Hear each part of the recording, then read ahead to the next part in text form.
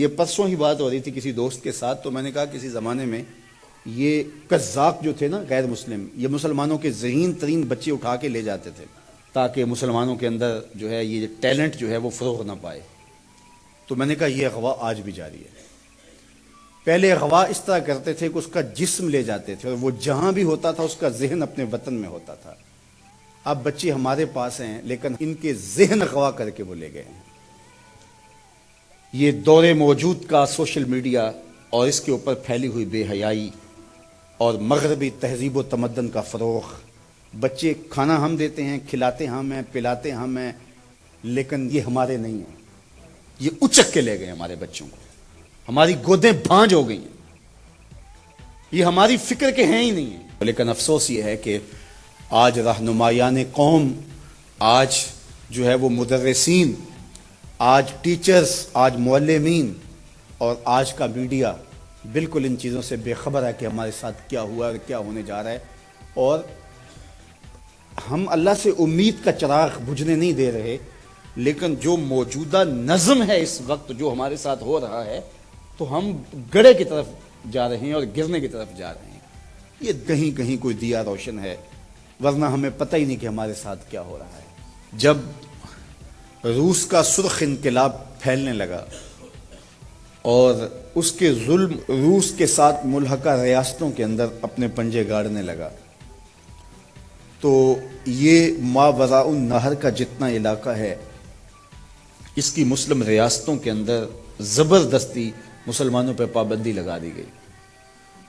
وہ مسلمانوں والے نام بھی نہیں رکھ سکتے تھے، مسجدوں کو تالے لگا دیے گئے اور قرآن مجید چھین لیے گئے، اور قرآن مجید چھاپنا ممنوع قرار پایا گیا، قرآن مجید اپنے گھر میں رکھنا ممنوع قرار پایا گیا، حتیٰ کہ سکولوں کے اندر کاغذ کے ایک ٹکڑے کے اوپر اللہ جل شانہ کا مبارک نام لکھ کر کے زمین پہ پھینک دیا جاتا، اور اگر کوئی بچہ اس کو ادب سے اٹھا لیتا تو وہ جان لیتے کہ ان کے گھر میں قرآن کی تعلیم موجود ہے، تو پھر اس گھر کو نیست و نابود کر دیا جاتا۔ مسجدوں کو بالکل تالے لگ گئے، مدارس تو دور کی بات ہے، گھر کے پچھلے کمرے کے اندر بھی قرآن مجید کوئی رکھنے کی ہمت نہیں کرتا تھا۔ لیکن آج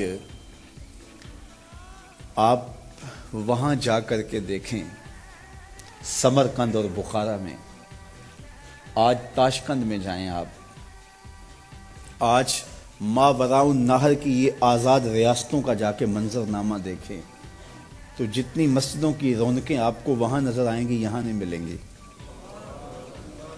قرآن کے ساتھ جو عشق آپ کو وہاں ملے گا یہاں نہیں ملے گا۔ یار ان کے گھروں سے تو قرآن کے نسخے چھین لیے گئے، ان کے اہل علم کاٹ دیے گئے، ان کی مذہبی شناخت بھی لے لی گئی، ان کے نام بھی جو ہے وہ ختم کر دیے گئے، مسجدوں کو تالے لگا دیے گئے، مدارس دینیہ کا وجود کل عدم ہوا۔ لیکن یہ آج اسلام کی جس طرح نشأت وہاں سے ہو رہی ہے تو یہ کیسے ہوا؟ مختلف تہذیبیں جب دم توڑتی ہیں تو پھر دوبارہ اٹھ نہیں پاتی، اور اگر وہ اٹھتی بھی ہیں ان کی نشأت بھی ہوتی ہے تو وہ ان خطوط پہ نہیں ہوتی، وہ ایک متغیر اور بدلا ہوا ایک کلچر اور ایک تہذیب اور ایک نظم ہوتا ہے۔ لیکن یہ تاریخ عالم گواہی دیتی ہے کہ مسلمان توڑ دیے گئے۔ یہ ترکی کی مثال دیکھ لیجئے، رسم الخط بدل دیا گیا۔ چنگیز خان کے قبیلے نے تو یہ کیا کہ وہاں بغداد کی جامعہ نظامیہ کی لائبریری کو جلا دیا اور اس کو پانی میں بہا دیا، اور آج تک وہ علم دشمن مانے جاتے ہیں۔ اب جب ترکی میں سلطنت عثمانیہ کو توڑا گیا، انہوں نے ترکی کا رسم الخط بدل دیا۔ رسم الخط بدلنے کا مطلب کیا کہ آنے والی نسلیں ان کتابوں سے ناشنا ہوں گی۔ جب رسم الخط ہی تبدیل ہو گیا تو وہ کتابیں قیمتی جوہر اور موتی سے ہی، لیکن اس کو نئی نسل پڑھ ہی نہیں سکے گی۔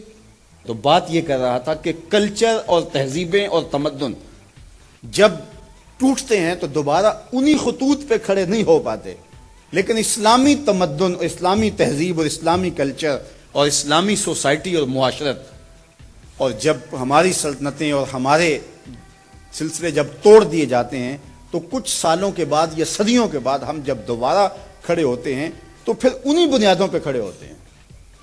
یہ وجہ کیا ہے؟